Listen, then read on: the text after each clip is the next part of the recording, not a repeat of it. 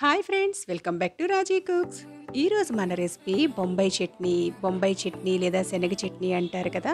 ఇది మన ఆంధ్ర స్టైల్లో ఎలా చేసుకుంటారో చూద్దామా. మా ఊర్లో చేసే పద్ధతిని మీకు చూపిస్తున్నాను.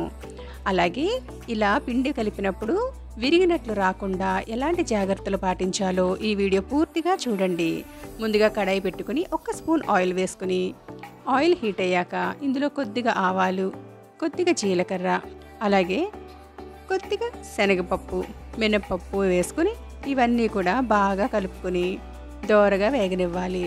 ఇలా వేగిన వీటిలోకి చాప్ చేసి ఉంచుకున్న ఒక హాఫ్ ఆనియన్ని వేసుకుంటున్నాను. ఇలా పొడుగ్గా కట్ చేసుకోవాలి. అలాగే ఒక 4-5 పచ్చిమిర్చిని కూడా యాడ్ చేసుకున్నాను. అలాగే చిన్న చిన్న ముక్కలుగా చేసుకున్న అల్లం ముక్కను కూడా వేసుకుని ఒక రెమ్మ కరివేపాకు వేసి ఇవన్నీ బాగా వేయించుకోవాలి. స్టవ్ని మాత్రం లో టు మీడియం ఫ్లేమ్ పెట్టుకోవాలి. ఇప్పుడు దీంట్లోకి 300 ml వరకు వాటర్ వేసుకొని ఇందులోకి ఒక హాఫ్ స్పూన్ పసుపు, ఈ వాటర్కి తగినంత సాల్ట్ యాడ్ చేసుకోవాలి. మరీ ఉప్పుగా ఉండకూడదండి. వాటర్లో సాల్ట్ కొంచెం చప్పగా ఉన్నా పర్వాలేదు. ఇవి మరిగేలోపు ఈ లోపల మనం శనగపిండి మిశ్రమాన్ని కలుపుకుందాం. ఇక్కడ నేను 300 mlకి 2 స్పూన్స్ వరకు శనగపిండి తీసుకుంటున్నాను. దీన్ని ఫస్ట్ ఇలా స్పూన్తో ఇలా ప్రెస్ చేస్తూ పిండిని నొక్కుతూ కలపడం వల్ల గడ్డలవి లేకుండా వాటర్లో ఈజీగా కలుస్తుంది. ఇలా మనం కొద్దిగా వాటర్ పోసుకుంటూ కొంచెం పల్చగానే ఈ శనగపిండి మిశ్రమాన్ని కలుపుకొని ఇలా బాగా కలుపుకోవాలి. చూసారుగా, ఇలా ఎలాంటి గడ్డలు లేకుండా చూసుకొని ఇలా మరుగుతున్న వాటర్లో ఈ మిశ్రమాన్ని వేసేటప్పుడు స్టవ్ను మాత్రం లో ఫ్లేమ్లోనే ఉంచుకోవాలి.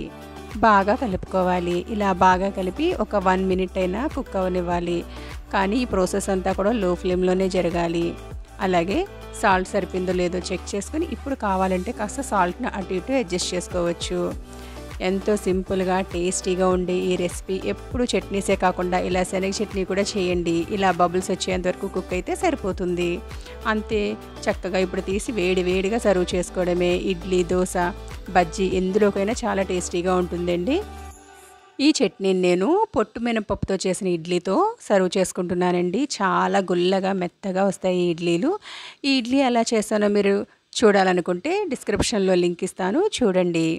ఎంతో టేస్టీగా ఉండే ఈ శనగ చట్నీ రెసిపీని మీరు తప్పకుండా ట్రై చేయండి. మరిన్ని సింపుల్ అండ్ టేస్టీ రెసిపీస్ కోసం నా ఛానల్ను సబ్స్క్రైబ్ చేసుకోండి. Thanks for watching.